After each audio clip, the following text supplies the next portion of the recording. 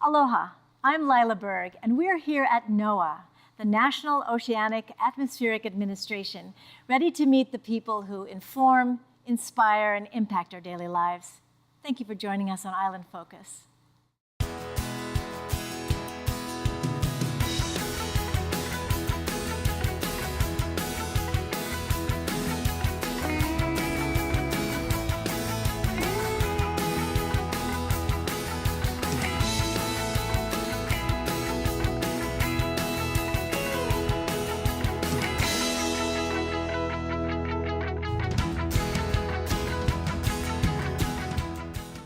We located now here in the center? So right now, this is the dive locker. So this is where all of the scientists that scuba dive for their work keep most of their gear. And what is your role then with regards to the diving? So with the diving, I'm a marine scientist. I'm on our fish team. So I go underwater and survey fish. So sizing, counting, identifying fish, just to look at how the populations are doing. So we're monitoring over time how the fish populations are doing. Now that's your specific role, but in the research ship there are others also. Oh yes, we've got people looking at corals. How is the health of the corals? What kind of corals are there? Do they have diseases? Are they bleaching? There's oceanographers deploying instruments that measure temperature and salinity and pH. We look at if the corals are growing well or not, and so over time we can see how are they doing. And so all of this information then gets logged in somewhere. Yes, all of the data is kept. It's all entered. That's what we're doing all night, is entering this data. And so we can see over time, like how is it this year compared to last year or 2 years ago or 4 years ago. And the information gets then shared for the purpose of? For the purpose of educating people about what's out there. It gets shared with managers so they know how do they manage the areas in their jurisdictions. Well, thank you so much for your enthusiasm and your dedication. Thank you.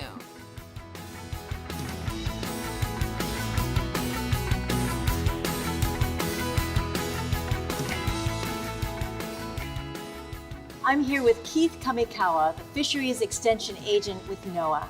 Glad you could join us. Thank you, too, for taking time from your day to share with us what you do. Of course, thank you. So as the Fisheries Extension Agent, what is your role? So basically, I serve as the middleman between different coral reef stakeholders. We have fishermen, managers, and scientists, and I act as the interface. I help information exchange, I help these different groups collaborate and work together, and it's a really great mixture of outreach and presentations and helping scientists and working with managers. Now, I know you grew up in Kaneohe from our conversation earlier. Did growing up in that area move you in this direction of your career? I think definitely. I was the typical, perhaps local kid running around with my bamboo fishing pole, trying to get to the water as many times as I could, going fishing. And then you see things change over time. You know, you live in a certain place, you see things change, and that piques my curiosity. You want to know why. What's the biggest why having to do with fisheries? There's things that are changing. Whether it be the environment or in terms of the impacts. The quantity of fish, we've heard a lot, is dwindling. Sure. And so it's important for everyone to hear what everybody else is saying.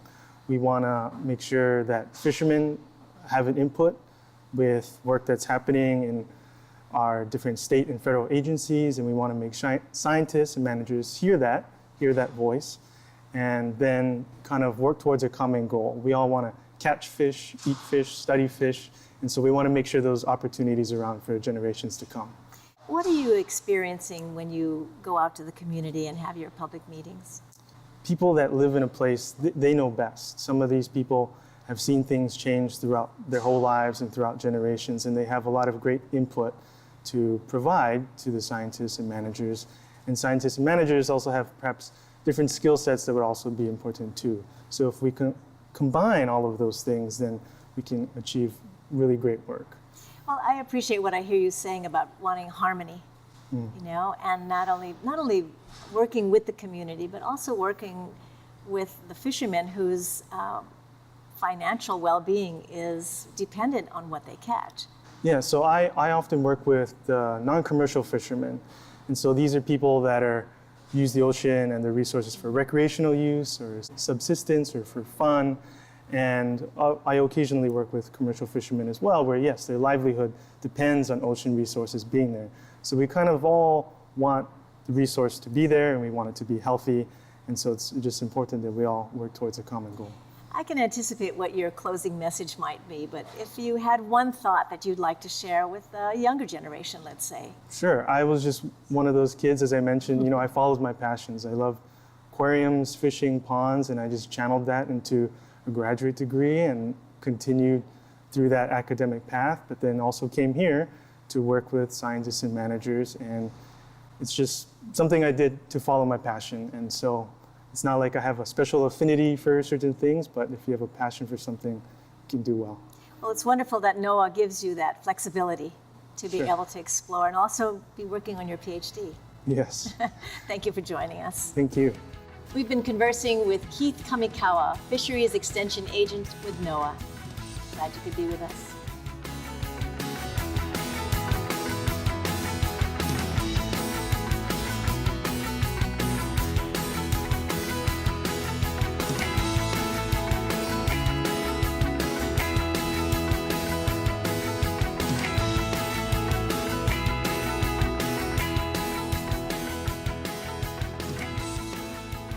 I'm at the Oʻahu location of NOAA with Captain Michael Long of the United States Coast Guard.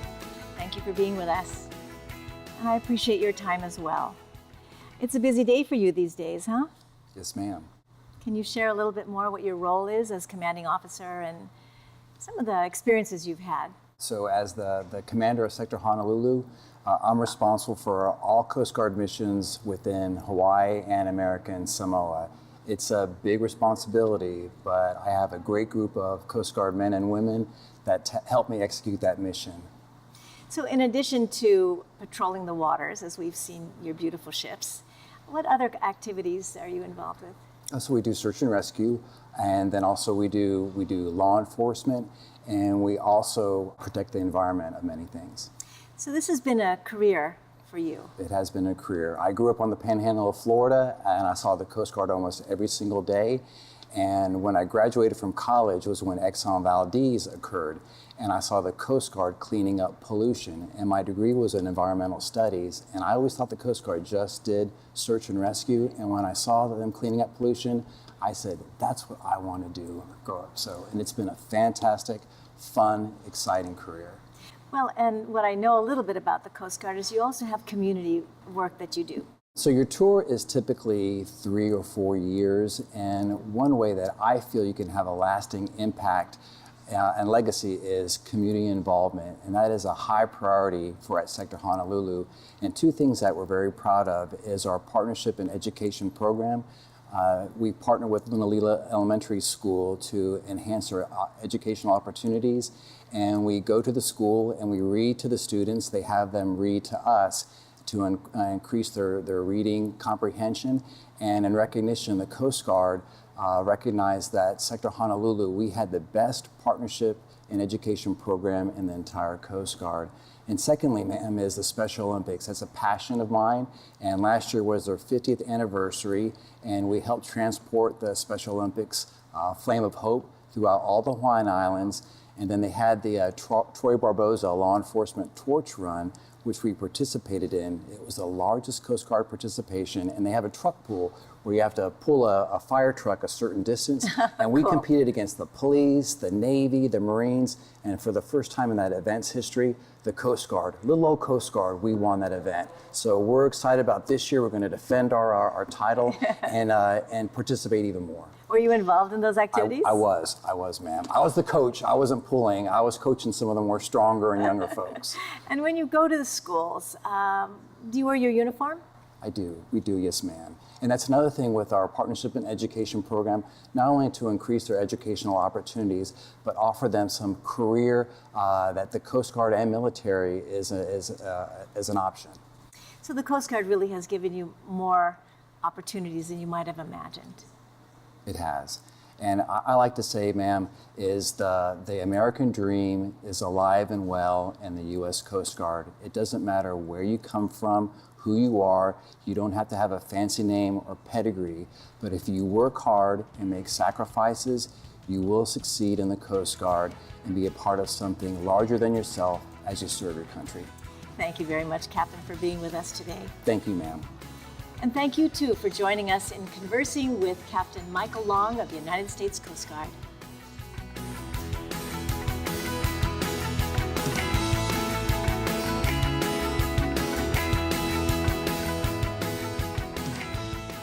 So where are we here now in NOAA? You are in the belly of the Pacific Tsunami Warning Center. Your home, My right? home, right. And we are monitoring the pulse of the planet here for every earthquake on the planet. And if they're big enough, they'll create a tsunami. So how does that happen that you can monitor the planet? Right?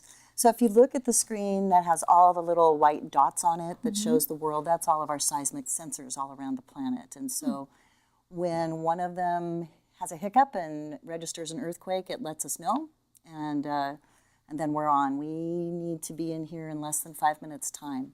So there's always something happening somewhere. Just about. Once in a while, it's a little bit quiet, but you know, usually there's some earthquakes happening somewhere in the world. So an earthquake occurs, it triggers a reaction, and then this screen gives you more information? Right. So once we analyze the earthquake and we realize that it is tsunamigenic, which is our threshold is a magnitude 7. But the really, really big tele-tsunamis that cross the ocean, those are usually magnitude mid-8s into the 9s. Wow. Yeah, so what I've done here is I've modeled a magnitude 8.6 earthquake up off of the Aleutian Arc to show just how it comes down and impacts Hawaii as well as the rest of the Pacific Ocean. And we warn for the entire Pacific Ocean. So we're an international center. Thank you for your commitment and all of your knowledge, and for spending the night here when you need to. Thank you so much. Thanks for coming by.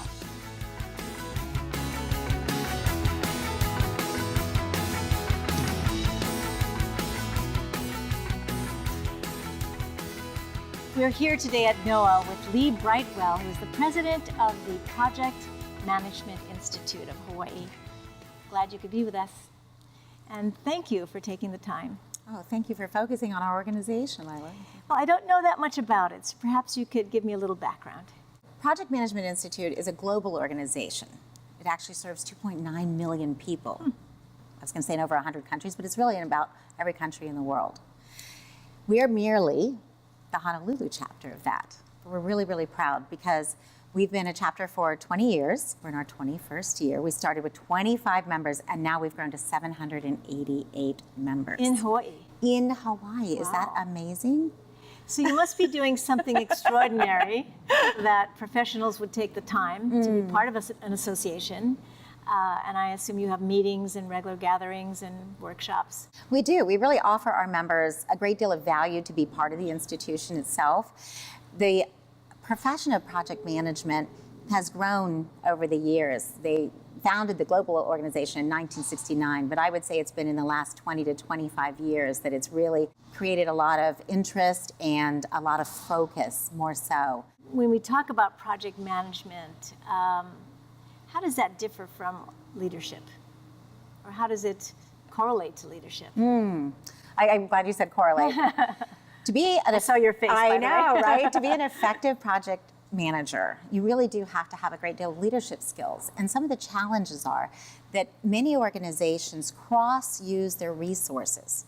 So a lot of times you're managing in a matrix organization. What we mean by that is that the finance person may still work in the finance department who reviews your budget, or perhaps you've got IT programmers who are working in the IT department. They don't report to you directly.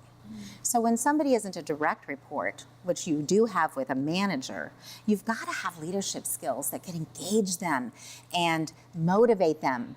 Because guess what?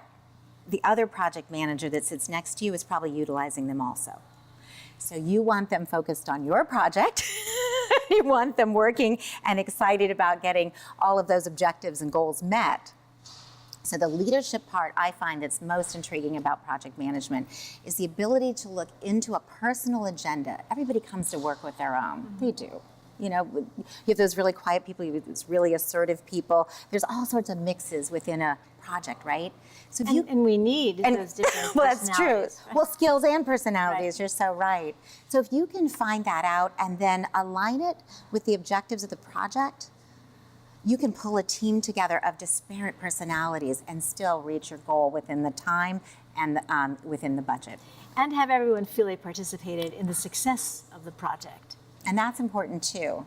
I really love what our current Vice President, Io Namamani, was saying. He works for Hawaiian Electric, and he was just saying at our board retreat in January that if a project manager is too visible, they're probably not doing as great a job. But when they're quietly under wraps and making things happen, and the project participants are shining, that's when you're really successful. It's really facilitative leadership and enabling others to be engaged and not just buy-in, but actually creating success. Absolutely. It's a new term kind of now, servant leadership.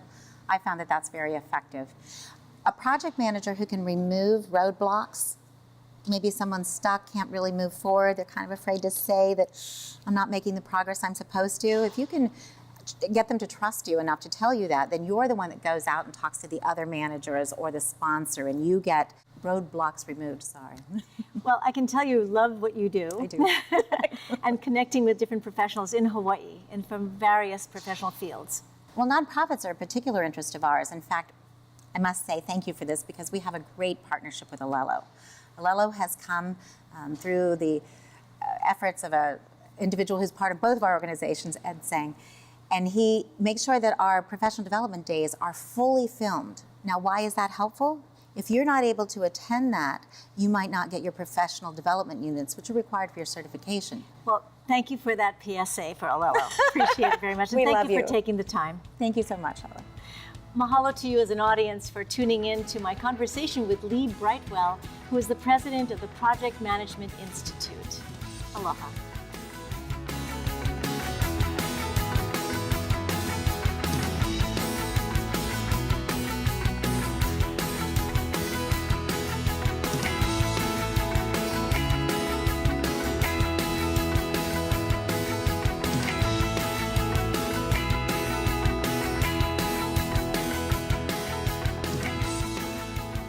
I have the pleasure today of talking with Rocky Moe, who is the Energy Program Manager for the City and County of Honolulu.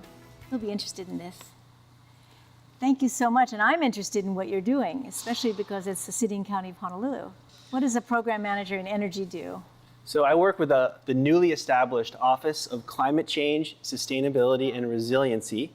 We were established in charter in 2016, and it's really our job to look for ways to clean and green up city government and to help the overall community on Oʻahu become more renewable and more efficient, and to adapt to and fight against climate change. What is the most, not the most challenging, but the most promising efforts that you've seen lately in your job? So right here in this building, it's a great example.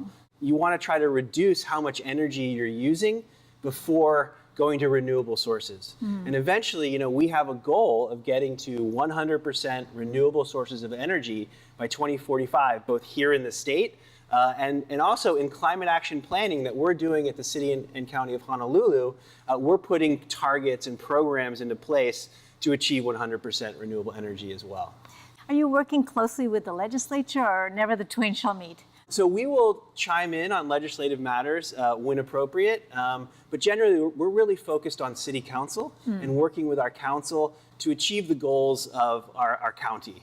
How are young people involved? Young people are really critical to this. We've been actually going around the community. We've taken this process of climate action planning, which is really about defining and identifying strategies in renewable energy. We've actually turned it into a game. I like the concept of a game. Yeah. So can you just give us a brief snapshot of how that works? We've been going around in the community and we've created a game board that kind of outlines a pathway to 100% renewable energy. Groups of 5 to 10 participants will discuss and talk about renewable energy strategies and how to make it happen. Wow. And we've actually done the math behind the game, and have found technically feasible and economically feasible strategies like renewable energy, like rooftop solar, or electric vehicles, or public transit. These kind of strategies that are going to get us to these really important longer term goals. Saltwater air conditioning. Saltwater air conditioning, absolutely. Seawater air conditioning is a really important part of the equation. And I know that what they're doing here is really innovative in this building. And hopefully, I know there are plans in the works for emulating that on other areas of the island. And hopefully we'll be able to do something soon. Well, with your energy and your vision and your participation and desire to have fun, I think it can be a success. Thank you so much for taking the time. Thank you for having me. To be with us. We've been chatting with Rocky Mold, who is the Energy Program Director for the City and County of Honolulu. Thank you for being with us.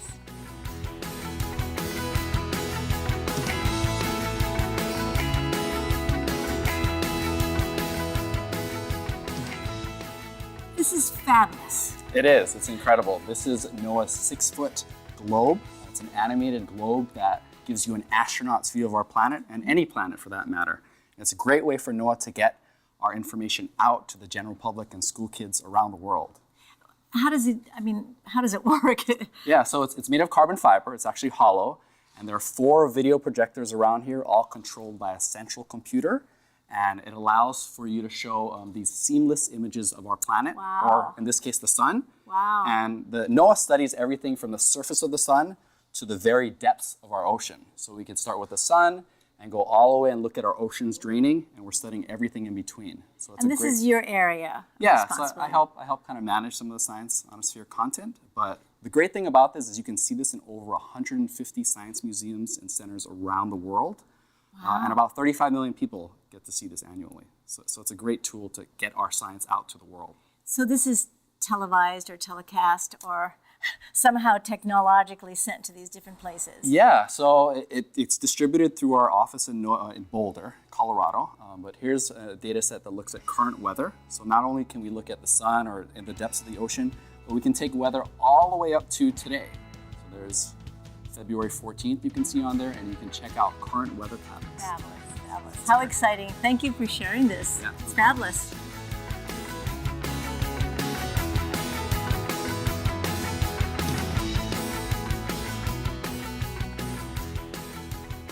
Here with us today at NOAA are Kealoha Fox and Kaleo Manuel of the Obama Foundation. Happy you could join us today too. Thank you so much for taking the time. The Obama Foundation, that sounds pretty cool. Yeah, it's really cool. It's amazing, yeah. Tell us a little bit more about it. So the Obama Foundation is President Obama and Mrs. Obama's legacy after departing the White House. This is their next steps, and this is the next big initiatives that they're working on. And here in Hawaii. Part of it is being launched here in Hawaii, and then we are part of this Asia Pacific region program that they're putting together. Well, it's not surprising coming from President Obama that he's looking to another generation for the future. But it must be very exciting for both of you to be involved. How did you get selected? We were asked to apply, but we bring a lot of our skill sets and our work and our passion for community and helping community with us. And then we were selected as 2 to represent Hawaii, but there's others throughout the region, 16 countries, I think, represented amongst the 21 of us as part of this design workshop.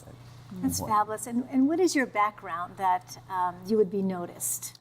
They were really interested in my expertise in minority health, which everybody is familiar with the ACA and President Obama's legacy for addressing healthcare in the country. And so that's a part of my wheelhouse. And so I think that was part of the reason why I was brought into the group.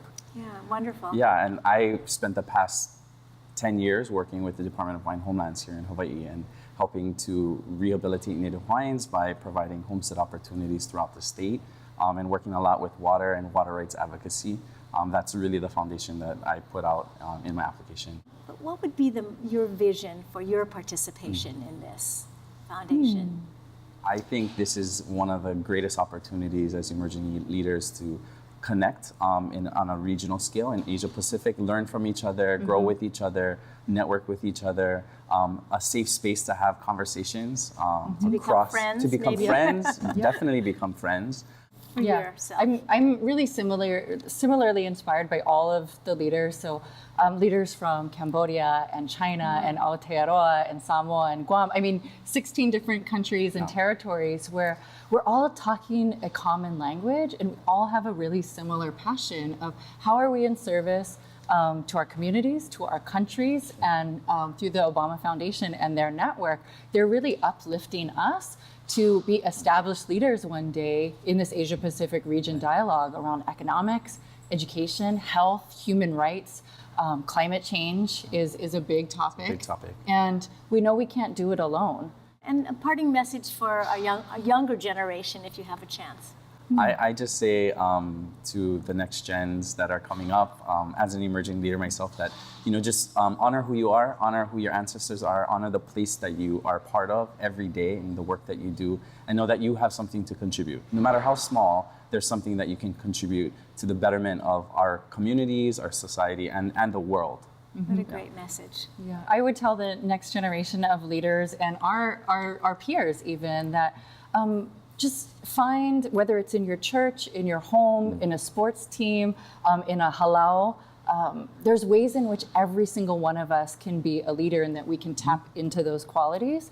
And I also believe with the place-based, that's the growth of our leadership capacity comes from place. And so I did want to just acknowledge that we're here at NOAA. We're sitting next to this important proclamation to Papahana Mokuakea, which is important for us to acknowledge for President Obama's legacy to Hawaiʻi, to our Kupuna Islands, and the entire archipelago. Like, it's about the well-being of Hawaiʻi. It's about the well-being of all of the islands. It's a kako thing. Yeah, Absolutely. yeah. And Yeah. the reflection of our environment, the health of our environment is going to improve the health of us as people here in Hawaii and in the world. We really do appreciate the time and the energy and the joy, and I would like to suggest that maybe some of your message too is to have fun. Absolutely. Oh, yeah. No, Yeah. we We have so much We fun. had a lot of fun. Yeah. The 21 Yeah. of us over the weekend, so that Thank was you really so great. much. Thank you for joining us. Yeah. Thank you so much. Yeah, mahalo. And thank you too for tuning in to the conversation we've had with Kealoha Fox and Kaleo Manuel of the Obama Foundation. Mahalo and aloha.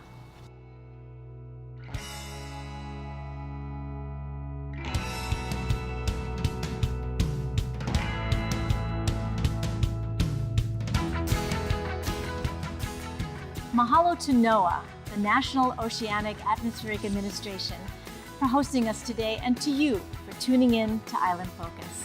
I'm Lyla Berg. Aloha and malama pono. Take care of each other. See you soon.